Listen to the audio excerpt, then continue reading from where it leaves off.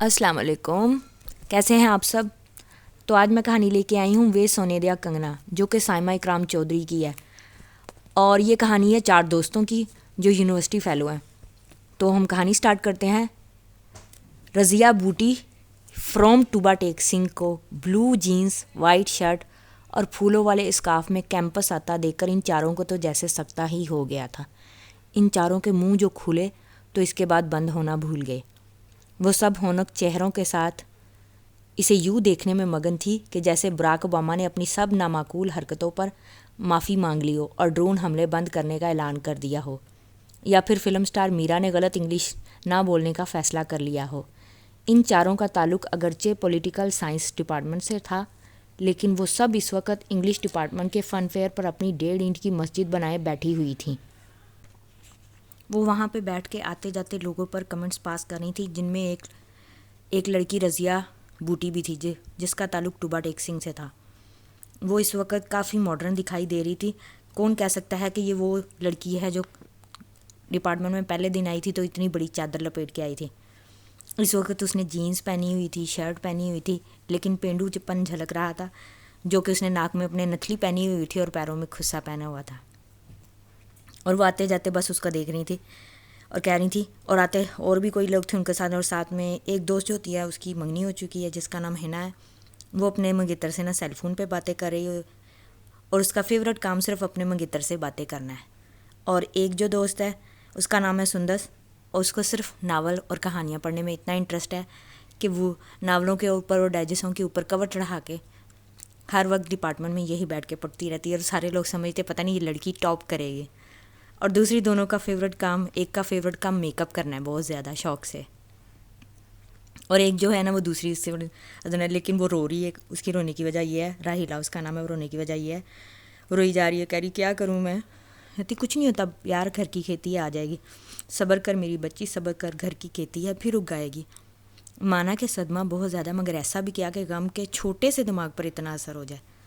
جب تک تم چیچا وطنی جاؤ گی بال کافی بڑھ جائیں گے اور تم بیبے کے لطروں سے بچ جاؤ گی۔ نادیہ نے اس کے زخموں پر نمک ہی چھڑکا تھا۔ سندس کی موٹی موٹی آنکھوں میں ایک دفعہ پھر آنسو آ گئے۔ وہ روندے ہوئے لہجے وہ روتے ہوئے بولی، اس کمینی نے مجھے ایسے خواب دکھائے، کہہ رہی تھی کہ مجھ سے کٹنگ کر لو، ہم سفر ڈرامے کی خرد کی طرح لگو گی۔ میرا بھی اس لمحے شاید ذہنی توازن خراب ہو گیا تھا، جو اس ظالم نائن کے آگے جا بیٹھی۔ منحوس عورت نے ایسے بیہودہ طریقے سے بال کاٹے ہیں کہ بالوں کو کوئی رخ ہی نہیں ہے، جو وہ 4 بال رہ گئے، بیبے نے مار مار کے مجھے ونجا کر دینا ہے۔ سندس خاصی جذباتی ہو رہی تھی۔ اسے اپنی دادی جنہیں سب بیبے کہتے تھے، ان کے غصے کا بہت سوچ سوچ کر نہ ہول اٹھ رہے تھے۔ تم ایسا کرو، اس ہفتے گھر ہی نہ جانا، ہینا نے سیل فون سے سر اٹھا کر مفت مشورہ دیا تھا۔ کیوں؟ اگلے ہفتے یہ کوئی گھاٹ ڈالے گی جس سے ہری بھری فصل پھر دوبارہ تیار ہو جائے گی۔ نادیہ نے جل کر ہینا کو دیکھا، جس کا سارا دھیان صرف میسیجز کی طرف تھا جو دھڑا دھڑ آ رہے تھے۔ خدا کے واسطے یہ میسیج کی ٹوں ٹوں تو بند کرو، بندہ کتنا واہیات لگتا ہے جب بھری محفل میں اس قسم کے دھڑا دھڑ میسیج آ رہے ہوں۔ نادیہ نے ہینا کی طبیعت ٹھیک ٹھاک صاف کی تھی۔ کیا ہو گیا نادیہ تم کو؟ ہینا نے بیزاری سے سر اٹھا کر نادیہ کو دیکھا۔ وہ کھا جانے والی نظروں سے اس کے سیل فون کو دیکھ رہی تھی۔ وہ تینوں اس کے سیل فون سے کافی بیزار تھیں۔ نہیں سندس اپنے بالوں میں کوئی کھاد کیوں ڈالے گی؟ اگلے ہفتے تک ہم اس کے بالوں کے لیے نا کوئی وگ تیار کروا لیں گے۔ ہینا نے اپنی طرف سے بڑا شاندار حل نکال کر سب کی طرف فخریہ نظروں سے دیکھا۔ اپنے پاس رکھو تم اپنے بیہودہ وگ، مجھے ضرورت نہیں، میں تم جیسی دوست نما دشمن کے مشوروں پر اب بالکل بھی عمل نہیں کروں گی۔ سندس کا غصہ کسی بھی طور میں کم نہیں ہو رہا تھا۔ اس کی سرخ ناک دیکھ کر سب کے چہروں پر مسکراہٹ آ گئی۔ ہاں ہینا، تم نے میرے چاچے کی ٹی کے ساتھ اچھا نہیں کیا، نادیہ نے ایک آنکھ دبا کر ہینا سے شرارت بھرے لہجے میں کہا۔ وہ سندس کی تیازاد کزن تھی اور اسے معلوم تھا کہ ہاسٹل کے کمرے میں پہنچ کر سندس کا باقی غصہ اسی پر نکلے گا۔ ان دونوں کا تعلق چیچا وطنی کے کسی گاؤں سے تھا۔ رہنے دو تم بھی اپنی ہمدردیاں، اس وقت تم ہی اس پھپھو کٹی کو مشورہ دے رہی تھی کہ لیئر کٹنگ کر دو۔ اب بیبے جب مجھے اپنے لطروں سے لیرو لیر کرے گی نا، تب سے سب سے پہلے تم ہی ہمارے پورشن سے بھاگو گی۔ وہ متوقع پھینٹی کا سوچ کر ہی سندس کی آنکھوں میں پھر آنسو آ گئے۔ اصل میں ان سب کے مشوروں پر وہ اکنامکس ڈپارٹمنٹ کی شمشاد بانوں سے بال کٹوانے چلی گئی تھی، جس سے ہینا کی اچھی خاصی جان پہچان تھی۔ لیکن سندس کا ذاتی خیال تھا کہ شمشاد نے شاید سیکھنے کے بعد پہلا ناکام تجربہ سندس کے لمبے بالوں پر ہی کیا تھا، جس کے نتیجے میں وہ اپنے خوبصورت بالوں سے محروم ہو گئی تھی۔ یہ وہی بال تھے جو اس کی بیبے نے ہر دوسرے دن تیل کا مساج کر کر کے لمبے کیے تھے۔ رات سے وہ 1000 دفعہ شیشے میں اپنے بالوں کا برا حشر دیکھ کر سب کو بلند آواز میں بار بار کوس چکی تھی، جنہوں نے بیوٹی پارلر کے پیسے بچانے کے چکروں میں شمشاد کے ہاتھوں اس کا بیڑا گرک کروا دیا تھا۔ دفعہ کرو، ہم کوئی نہ کوئی ہم تلاش کر ہی لیں گے نا۔ تم جٹی عملے کملے کو دیکھو، کیسے سرخ دھوتی اور سبز کرتے میں نرا شدائی لگ رہا ہے۔ قسم اللہ پاک کی، ایسے حلیے میں اگر یہ ہمارے پنڈ میں چلا جائے تو پنڈ کے سارے کتے اس کا جلوس نکال دیں۔ نادیہ نے ابھی اپنی کلاس کے شہباز جٹ کو دیہاتی لباس میں اندر آتے دیکھ کر سب کی توجہ اس جانب کروائی۔ وہ اس وقت اپنی طرف سے دیہاتی کلچر کی نمائندگی کر رہا تھا۔ توبہ ہے، کتنا شوخا لگ رہا ہے۔ سندس کو بھی اپنا غم کچھ لمحوں کے لیے بھول گیا۔ وہ اب ذوق و شوق سے اسے دیکھ رہی تھی۔ شوخا کہاں ہے، پورا گبرو جوان لگ رہا ہے۔ خیر سے ہماری برادری سے تعلق ہے اس کا۔ رحیلہ فوراً ہی اس کی حمایت کی تو تینوں نے گھور کر اسے دیکھا۔ کیوں، تمہاری برادری میں شوخے لوگوں کا داخلہ ممنوع ہے کیا؟ اور یہ صبح شام اپنی برادری کا روب کسی اور پہ جمایا کرو۔ ہنا کا زکام سے برا حال تھا، لیکن پھر بھی بولنے سے باز نہیں آئی تھی۔ ان لوگوں کو یونیورسٹی میں آئے بمشکل 1.5 ماہ ہی ہوا تھا۔ سندرس اور نازیہ دونوں کزنس ہونے کے ساتھ ساتھ روم میٹ بھی تھیں، جبکہ رحیلہ اور ہنا سے ان کی دوستی ہاسٹل میں آ کر ہوئی تھی، کیونکہ ان کے کمرے آمنے سامنے تھے۔ رحیلہ کا تعلق وزیر آباد سے اور ہنا کا تعلق چیچو کی ملیاں سے تھا۔ رحیلہ کے ساتھ دوستی کا قصہ بھی خاصا دلچسپ تھا۔ سندس اور نادیہ کو ہاسٹل میں آئے ابھی بمشکل 1 ہفتہ ہی ہوا تھا جب انہیں ایک رات کو کوریڈور سے چیخوں کی آوازیں آئیں۔ وہ دونوں بوکھلا کر باہر نکلی تو پتہ چلا کہ رحیلہ بی بی رات کو واش روم میں جانے کے لیے اٹھی تو سامنے سے فارمیسی کی موٹی ساریہ سے ٹکر ہو گئی۔ آدھی رات کو ساریہ چہرے پر مڈ ماسک اور اپنے گھنگریالے بالوں پر کالی مہندی لگائے واش روم سے اچانک نکلی تو سامنے سے آتی رحیلہ کے ساتھ ٹکرا گئی، جو اس کا حلیہ دیکھ کر حواس باختہ ہو گئی۔ رحیلہ نے حلق پھاڑ کر جو چیخیں ماری تو ڈرون حملوں کو بھی مات دے دی۔ اس کی چیخوں کی آواز سے آدھے ہاسٹل کی لڑکیاں آنکھیں ملتے ہوئے خوفزدہ چہروں کے ساتھ بمشکل اپنے کمروں سے نکلی۔ ان سب کی ہوائیاں اڑی ہوئی تھیں۔ کیا ہوا، کہیں زلزلہ آئے گا تو اس کے پیچھے اس موٹی کا ہاتھ ہوگا، سندس نے بمشکل جمائی روکتے ہوئے دیکھ کر بیزاری سے کہا۔ چیخوں کی اصل وجہ معلوم ہونے کی وجہ سے وہ اب خاصی اکتاہٹ کا شکار تھی۔ کچھ نیند بھی بہت زیادہ آ رہی تھی۔ بہت سی لڑکیاں ان پر 3 حرف بیچ کر واپس اپنے کمروں میں چلی گئی تھیں۔ آہستہ بڑھو ورنہ اس موٹو نے ایک ہاتھ مار کے تمہیں شہید کر دینا، نادیہ نے سندس کو کہا۔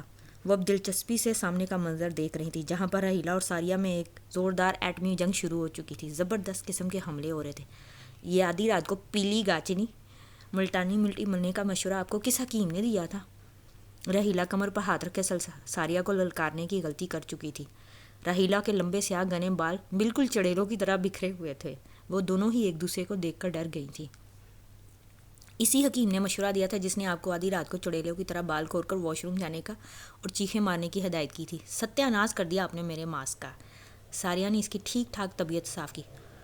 مجھے چڑیل کہنے سے پہلے خود 2 آئینے دیکھ لینے تھے، کیونکہ ایک آئینے میں تو آپ کا وجود آ نہیں سکتا، اور جتنا آپ کے منہ کا حدود عرابیہ نا، اس پر جتنی مٹی آپ نے تھوپ رکھی ہے، اتنی مٹی میں کسی غریب آدمی کا آدھے مرلے کا گھر آرام سے بن سکتا ہے۔ رحیلہ کی زبان کے آگے بھی خندق تھی۔ اس کا اندازہ وہاں کڑی قوم کو ایک لمحے میں ہو گیا تھا۔ میرے منہ کا حدود ربا ناپنے سے پہلے اپنے چڑیلوں جیسے لمبے بال بھی دیکھ لینے تھے۔ اللہ معاف کرے، ایک دفعہ تو میرا دل دہل کر رہ گیا کہ یہ کون سی ڈائن مجھے دیکھ کر چیخیں مار رہی ہے۔ ساریہ غصے سے ہاتھ لہرا کر بولی۔ سندس اور نادیہ نے بڑی دلچسپی سے یہ منظر دیکھا اور سامنے پڑی کرسیوں پر بڑی فرصت سے بیٹھ گئیں۔ آپ اگر خود کو ایک دفعہ غور سے دیکھ لیں تو مجھ سے زیادہ چیخیں ماریں اور آدھی رات کو میرا وقت ضائع کرنے کی بجائے عدنان سمیع کو فون کر کے پوچھیں کہ اس نے اپنا وزن کیسے کم کیا تاکہ دھرتی کا بوجھ کم ہو سکے۔ رحیلہ بالکل ذوالفقار مرزا کی آگ لگانے والے مشہور زمانہ ڈائیلاگ میں بولی۔ کیا ہو گیا ہے ساریہ، کہاں جاہلوں کے منہ لگ رہی ہو؟ ماسک تو اتار لو ورنہ منہ پر چھڑیاں پڑ جائیں گی۔ ایک ماہی ٹائپ منڈا لڑکی اپنی جمائیاں روکتے ہوئے وہاں پہنچی۔ اس نے بلیک جینس پر ڈھیلی ڈھالی سی شرٹ پہنی ہوئی تھی اور بال بالکل لڑکوں جیسی کٹنگ کے تھے، اور وہ خاصی عجیب لگ رہی تھی۔ وہ ساریہ کی روم میٹ تھی۔ ساریہ نے جیسے ہی جھڑیاں پڑنے کی خوفناک خبر سنی، وہ کسی میزائل کی طرح اڑتی ہوئی فوراً منہ دھونے کے لیے واش بیسن کی طرف لپکی، جبکہ رحیلہ اس ماہی منڈے کے ارد گرد کے چکر لگا کر اسے خونخوار نظروں سے دیکھ رہی تھی، جس نے تازہ اسے جاہل کا خطاب دیا تھا۔ او بابا معاف کرو، غلطی ہو گئی۔ اس ماہی منڈے لڑکے نے رحیلہ کے آگے باقاعدہ ہاتھ جوڑ دے۔ اسے ہاتھ جوڑتے دیکھ کر رحیلہ نے فخریہ نظروں سے دائیں بائیں دیکھا، لیکن افسوس کہ لڑکیاں اپنے کمروں میں چلی گئی تھیں. اب اکا دکا ہی وہاں کھڑی موٹی ساریہ کا انتظار کری تھی جس کا وزن 100 کلو سے بھی زیادہ تھا جبکہ قد صرف 5 فٹ. ٹھیک ہے اپنی اس وزیر صحت کی زبان بھی کنٹرول میں رکھنا ورنہ کسی بھول میں نہ رہنا. وزیر آباد سے تعلق ہے میرا جس کی چاقو اور چھریاں بہت مشہور ہیں. رحیلہ نے آدھی رات کو اچھی خاصی سٹائل میں بھڑک ماری. اس کے پھولن دیوی جیسے سٹائل سے ڈر کر وہاں کھڑی چند لڑکیاں بھی اپنے اپنے کمروں میں سونے کے لیے چلی گئیں. صرف سندس اور نادیہ بیٹھی رہیں. آگے ساریہ نے جواب دیا میرا تعلق بھی کسی ایسے ویسے شہر سے نہیں ہے. ڈی جی خان کے ملکوں خاندان سے تعلق ہے میرا. وہ بھی منہ دھو کے میدان میں آ گئی. او جاؤ جتنی بدنامی ملک و قوم کے حصوں میں آ چکی ہے نا اس کے بعد تم لوگوں کو چاہیے کہ جنگلوں میں نکل جاؤ کہیں منہ چھپا لو. سب سے بڑا تحفہ رحمان ملک پھر بے شرم وینا ملک اور اس کے بعد وہ نیا ڈرامہ ریاض ملک. راحیلہ کی زبان کے جوہر دیکھ کر نادیہ اور سندس اس سے سخت متاثر ہو گئی. شعیب ملک کو کیوں بھول گئی بی بی؟ پڑوسی ملک کا نگینہ دن دہاڑے اڑا لایا. کسی اور میں یہ جرت تھی بھلا؟ ساریہ کو فخر کرنے کے لیے ایک نام مل ہی گیا. اس کی بات پر رحیلہ نے ایک چھت پاڑ کہکا لگایا. وہ نگینہ تم لوگوں کو ہی مبارک ہو. ثانیہ مرزا کے دم کے ساتھ ساتھ مسکین سی شکل بنا کر چلتا پھرتا تمہارا شعیب ملک کرکٹر کم اور کسی یتیم خانے کا مینیجر زیادہ لگتا ہے. رحیلہ نے اس کا مذاق اڑایا. ساریہ کا چہرہ غصے کی زیادتی سے سرخ ہو گیا. اس ماہی منڈے نے جب صورتحال بگڑی دیکھی تو اس نے اس کو کھینچ کے کمرے میں لے گئی اور رحیلہ اس کو میدان چھوڑتا دیکھ کر بہت خوش ہوئی.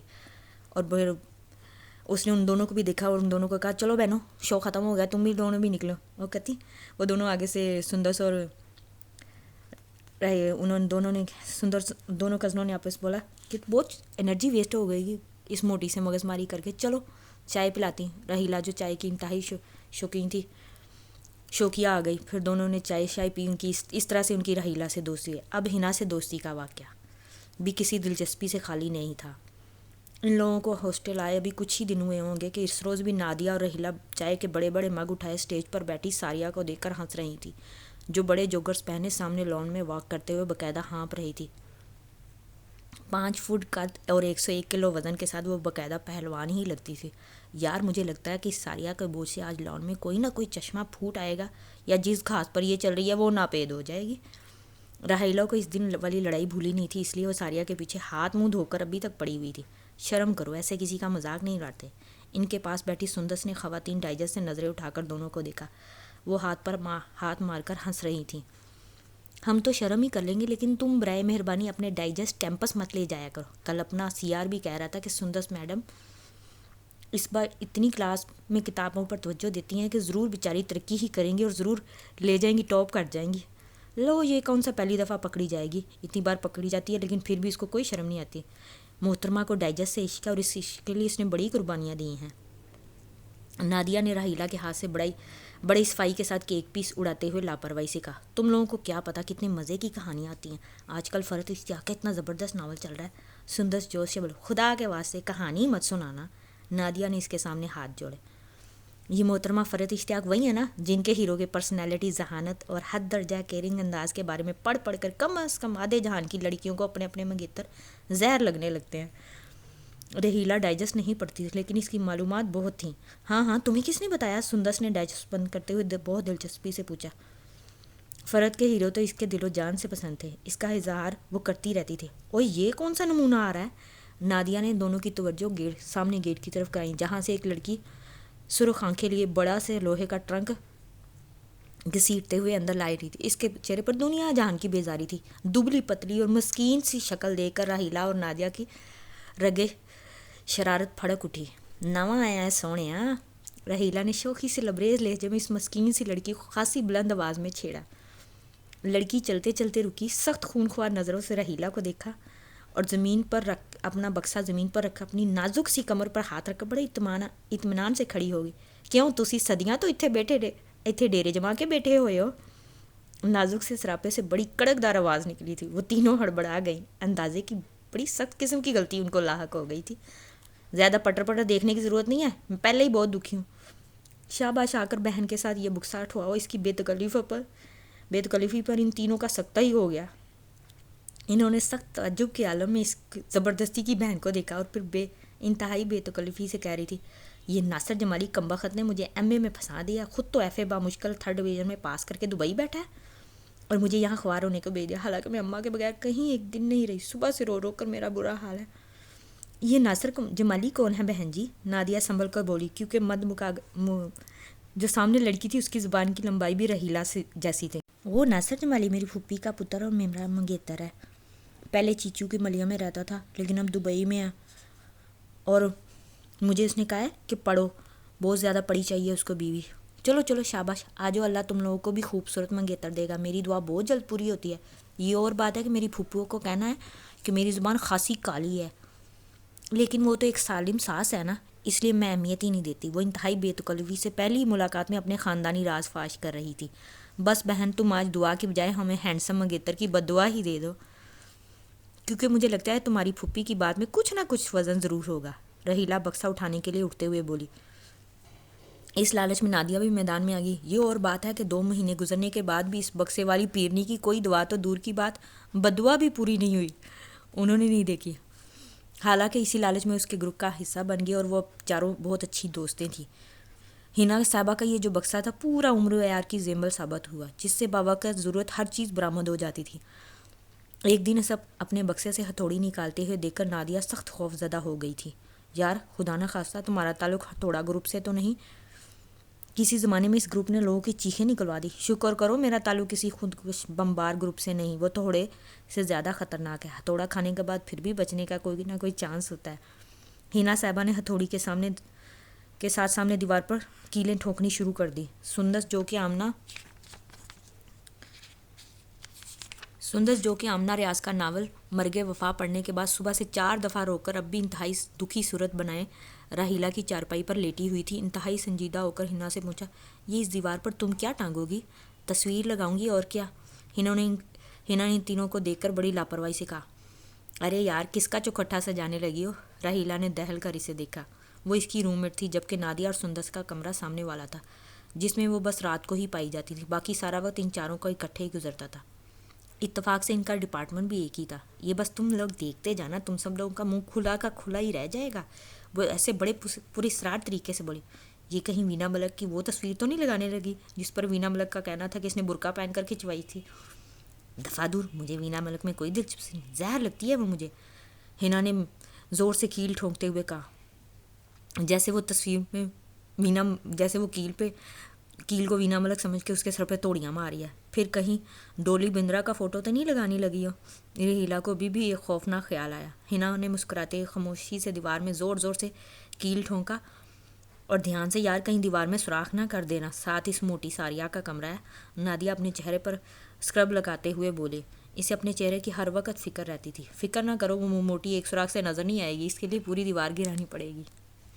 راحیلہ نے چائے کے مگ میں پاپے ڈبو کر کھانے شروع کر دیے۔ وہ کھانے پینے کی حد درجہ شوقین تھی، اس کے باوجود بہت متناسب جسم کی تھی، کیونکہ وہ بہت پتلی تھی۔ اس کا سب سے فیورٹ مشغلہ صرف کھانا کھانا تھا، اور ان سب کو حیرت ہوتی تھی کہ اتنا کھانا کھاتی ہے، اس کا وزن کیوں نہیں بڑھتا۔ یہ کون ہے؟ سندس نے ہینا کو اپنے لوہے کے بکسے سے خوفناک سی تصویر نکال کر انتہائی عقیدت سے لگاتے ہوئے دیکھا۔ کون؟ نادیہ نے بھی اپنی کزن کی نظروں کے تعاقب میں دیکھا، اور اس کا منہ بھی کھلا رہ گیا۔ وہ اسکرب ملنا بھولی۔ کیا ہو گیا ہے تم لوگوں کو؟ پاپے کھاتی راحیلہ نے تشویش سے سندس اور نادیہ کو شکلیں بناتے دیکھی۔ ان دونوں کی توجہ کا مرکز ہنا کے ہاتھ میں موجود تصویر تھی، جس میں ایک بمشکل 4-5 انچ کا انتہائی دبلا پتلا لڑکا، جس کے چہرے پر صرف ہڈیاں تھیں۔ ان ہڈیوں زدہ چہرے پر کھجور مار کا مونچھوں نے اس کے چہرے کو خاصا عجیب و غریب بنا دیا تھا۔ گلے میں 2 سونے کی زنجیریں پہنے، گولڈن کلر کے کرتے میں ملبوس شخص زبردستی سینہ پھلائے کھڑا تھا۔ راحیلہ نے بھی دہشت ہو کر چائے پینا بھول گئی۔ استغفر اللہ۔ راحیلہ کے منہ سے جب بے اختیار استغفر اللہ نکلا تو ہنا نے مڑ کر غصے سے دیکھا۔ کیونکہ ہنا کی ان کی طرف پوچھ تھی تو ہنا نے سب کے ریاکشن ہی دیکھے۔ میرا منگیتر ہے ناصر جمالی، ہنا نے فخری انداز میں ان تینوں کو دیکھتے ہوئے بتایا۔ کمرے میں ایک بم ہی تو پھٹا تھا، ان تینوں کا لگا تھا کہ کمرے کی چھت ان کے سر پر آن گری ہو۔ چائے کا مگ میز پر رکھتے ہوئے راحیلہ سخت صدمے میں تھی۔ یہ ہے تمہارا منگیتر؟ اس نے ہنا کی تصویر کو دیکھ کے بڑی حیران ہو کے کہا۔ پھر تھوڑا سا سنبھل کر سندس سے بڑی، خدا کے واسطے سندس، اسے فرید اشتیاق کی کوئی کہانی نہ پڑھانا، نتائج اچھے نہیں نکلیں گے۔ دیکھو ہنا یار، میرے لیے تم ایسے منگیتر کی دعا بالکل نہ کرنا، ویسے بھی مجھے منگنی کی بجائے ڈائریکٹ شادی ہی پسند ہے۔ نادیہ بوکھلا کر بولے۔ ایسے منگیتر سے تمہاری کیا مراد ہے؟ ہنا نے غصے سے ان کو گھورا، کیونکہ اس کی پوچھ دوسری طرح تھی، اس لیے اس نے ان کے چہرے کے تاثرات نہیں دیکھے. بھائی ایسے ہی، وہ میری مراد یہ ہے کہ اب ایسا بندہ نہ ہو جو ملک سے باہر ہو، ہم سے جدائیوں کے عذاب نہیں سہے جاتے. نادیہ نے عجلت میں بات سنبھالنے کی کوشش کی، جبکہ سندس اور نادیہ نے ایک دوسرے کو معنی خیز نظروں سے دیکھا. ان کے لیے اپنی ہنسی روکنا عذاب بن گیا تھا. جہاں سے دل جڑا ہونا، وہاں زمینی فاصلے محسوس نہیں ہوتے. ہنا نے بہت عقیدت سے کہا اور ساتھ میں گانا گایا، وے سونے دیا کنگنا سودا اکو جیا. سچ کہا ہے سیانوں نے، محبت اندھی ہوتی ہے. نادیہ بلند آواز میں بڑبڑائی. سندس نے بھی بامشکل اپنی ہنسی روکی. ویسے سندس، میرا منگیتر ویسا ہی ہے نا، فرحت اشتیاق کی کہانیوں کے ہیرو جیسا؟ ہنا کی بات پر سندس کو سخت صدمہ پہنچا. ہاں ویسا ہی ہے، لیکن پلیز تم ان کی کوئی کہانی نہ پڑھنا. ہنا تصویر لگا کر اب اطمینان سے سب کو دیکھ رہی تھی. یار یہ تصویر یہاں لگانا ضروری ہے کیا؟ نادیہ نے تھوڑا سا جھجک کر پوچھا. ہاں یار رہنے دو، اس تصویر کو دیوار پر مت لگاؤ. سندس بھی اخلاقی مدد کے لیے میدان میں اتر آئی تھی.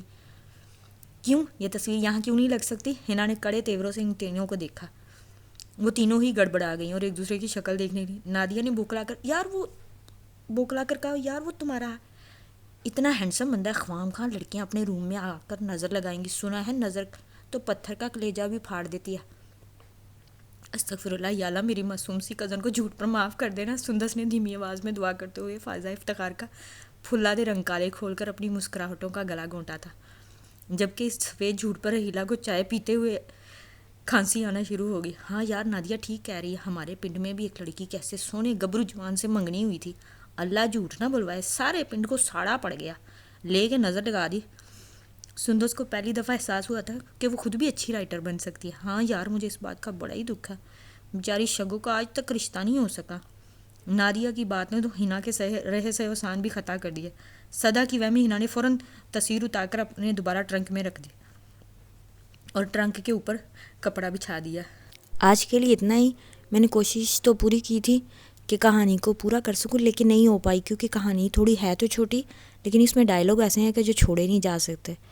امید ہے آپ کو اگر اچھی لگی ہے تو like, subscribe and share my channel. Take care. اللہ حافظ.